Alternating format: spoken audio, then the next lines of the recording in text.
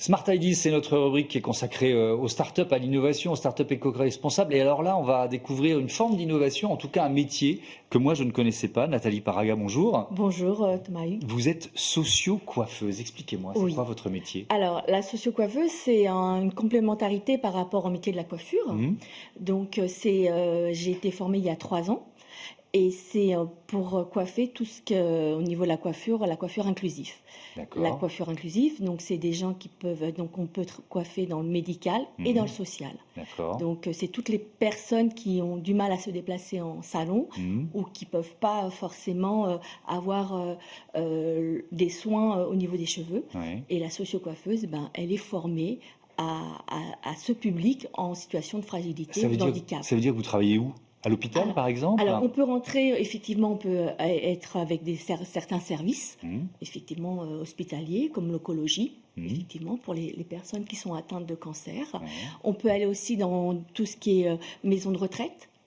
On peut aller aussi dans tout ce qui est association. Donc, ça peut être aussi des femmes en situation de fragilité. Ça peut être aussi des femmes qui ont subi des violences.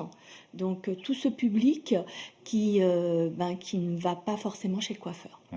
Et c'est aussi, j'imagine, un moment d'échange, un moment particulier. Vous n'êtes pas là seulement pour couper les cheveux, pour non, coiffer. Exactement. On est formé justement à être... c'est un soin personnalisé parce que chaque personne qu'on a en face de nous a besoin d'une particularité et donc on s'adapte à son besoin et on a une écoute empathique, on s'adapte dans notre posture, dans notre geste professionnel.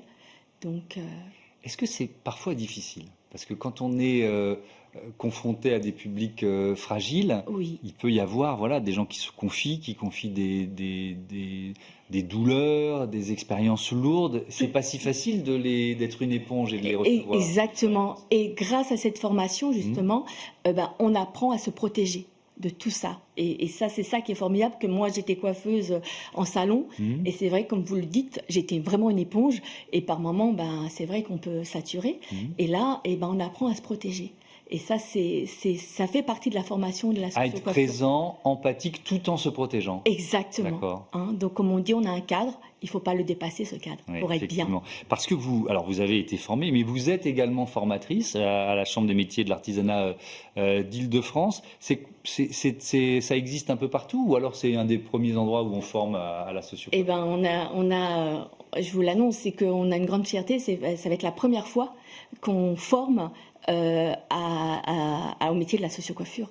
Donc on sera vraiment les premiers dans toute l'Île-de-France. D'accord. Dans toute l'Île-de-France ou dans toute la France? Alors pour l'instant, on est les premiers sur l'Île-de-France. D'accord. Et sur la France, personne ne forme à la socio-coiffure non plus dans les CFA. Bon.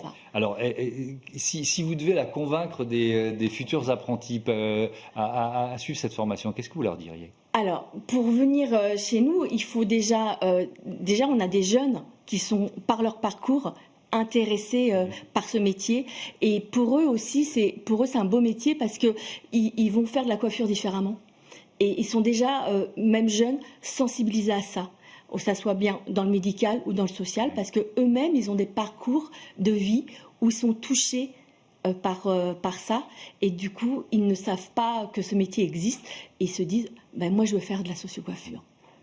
Comment vous êtes payé, tiens? Question triviale, par les collectivités, par les hôpitaux, par les patients eux-mêmes? Alors, en EHPAD, ça peut être effectivement soit par un groupe ou soit par les personnes d'eux-mêmes.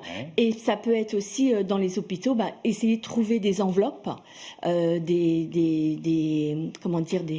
subventions pour avoir une enveloppe pour aborder des soins. Parce qu'il y a des hommes et des femmes qui n'ont pas les moyens. Exactement. Donc, via les associations, s'ils arrivent à trouver des subventions et dégager un petit peu une enveloppe pour nous, c'est comme ça qu'on peut rentrer dans...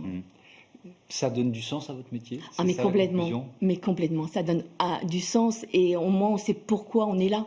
Parce qu'on accompagne des gens à un instant T de leur vie, aussi bien en fragilité, en handicap, et on essaye de vouloir les réinsérer et surtout leur donner de l'estime de soi, la confiance en eux, et puis qu'à un moment donné, ils vont sortir, s'occuper de leurs cheveux ou s'occuper d'eux, parce que pour des soins, des modelages crâniens pour les personnes, pour eux, c'est une bulle d'oxygène, une bulle d'air, et forcément, ils ont le sourire, et nous aussi. Merci beaucoup Nathalie Paraga, et à bientôt sur Be Smart for Change. On passe tout de suite à la fin de l'émission. C'est déjà la fin de ce Smart Impact. Merci à toutes et à tous de votre fidélité à la chaîne des audacieuses et des audacieux. Salut.